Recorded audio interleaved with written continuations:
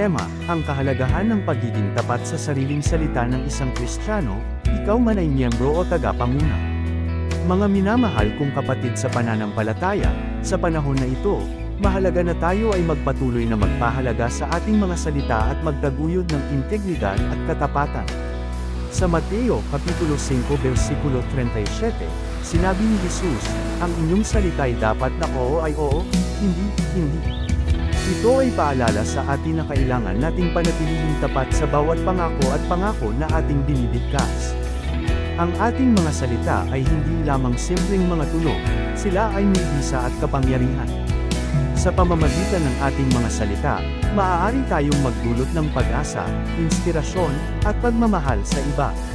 Ngunit maaari rin nating gamitin ang ating mga salita upang makasakit, manghila pababa, at magdulot ng pagkalito. Kaya naman, mahalaga na tayo ay maging mapanuri at responsable sa bawat salita na ating binibigkas.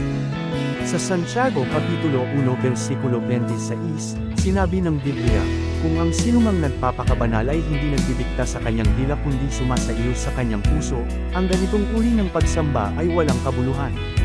Ito ay paalala sa atin na hindi sapat na tayo ay magpaka-Kristiyano lamang sa labas, mahalaga rin na ang ating puso at salita ay sumasalamin sa ating pananampalataya at pagmamahal sa Diyos.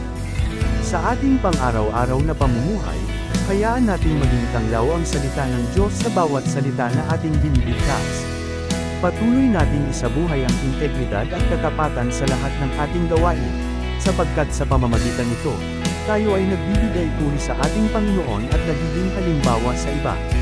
Manatili tayong tapat sa ating mga pangako at salita, sapagkat sa ganitong paraan, tayo ay lumalago sa pananampalataya at pagpapala ng ating Ama sa langit. Magpakabanal tayo sa lahat ng aspeto ng ating buhay, mula sa ating puso hanggang sa ating mga salita at gawa. Sa ganitong paraan, tayo ay magsisilbing liwanag at patnubay sa mundo, na nagpapakita ng pag-ibig at katapatan ng ating Panginoon. Amen.